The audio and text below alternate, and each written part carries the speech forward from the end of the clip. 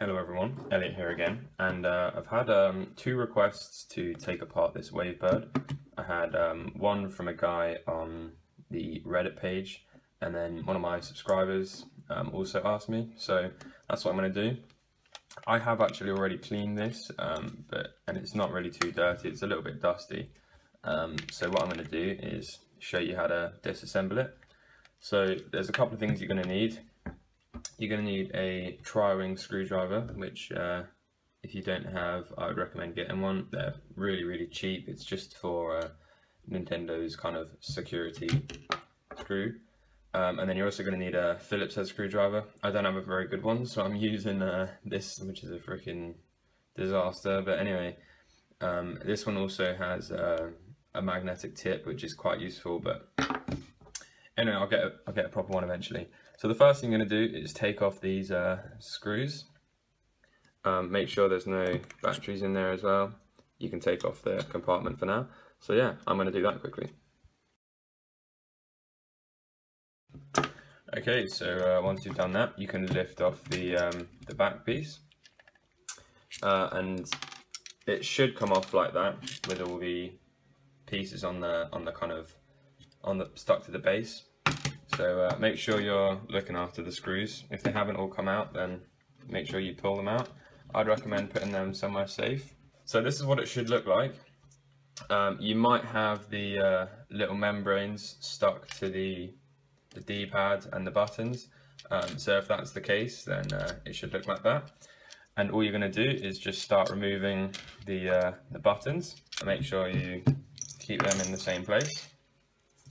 And you have the first piece off. So the next thing you're going to do is you can gently pull up on these, and they'll come off as well. As you can see, it's just friction fitted on there, and then you can put that in the wash if you want. And you can also do the same for the C stick. And then the next thing you're going to do is just lift the board out. As you can see, it just looks like that. So nothing too scary. If you're kind of a little bit worried about this, then just set this to the side and don't touch it again. And then you have these little kind of button assemblies. So what I'm going to do is show you how to take them off. So you take your Phillips head screwdriver and just put it in the in there. Okay, and then this whole thing will come out. It's just like a little kind of bracket that keeps everything in there, so just pop that to the side. And then this looks a little bit kind of scary because there's quite a lot going on, but all you got to do is just lift it, hold it together, and then you'll have your shoulder button, and you can unclip that just really gently. It's just held in again with friction, and then you can chuck that in the wash and just keep that to the side. I'm going to do the same to the other side.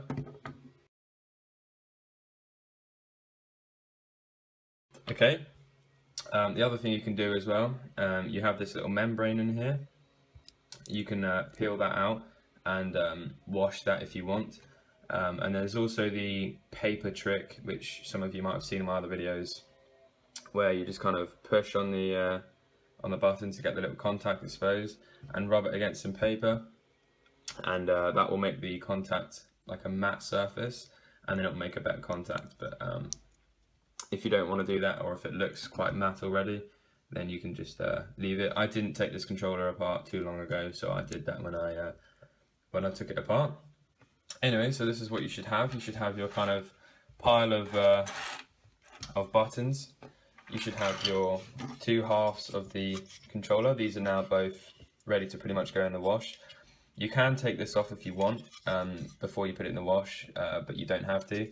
It's quite easy to take off if you do. Just take like your screwdriver or something and put it down that hole, and it's basically just kind of held in with a little piece of metal, so you can just kind of wiggle it off. It's quite robust, so you don't have to worry about breaking it or anything. And as you can see, that might be quite dirty for some of you. And then you have this contact. So at this point, what you can do is now take these two housings, and all of these buttons and put them in the wash.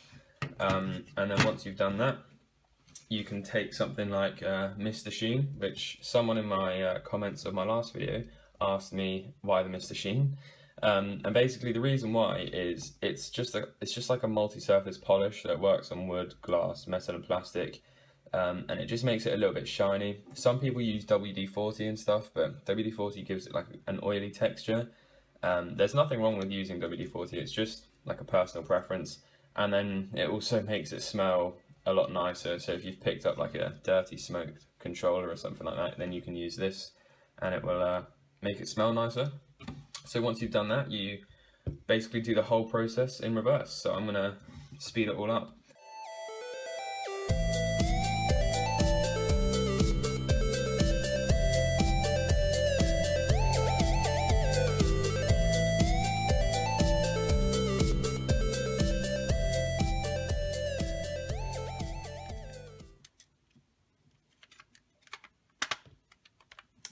Okay, so after a little bit of wiggling around, it's together.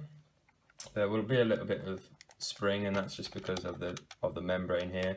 So once you put one screw in, it will be a little bit easier to hold together. So I'm going to do that now.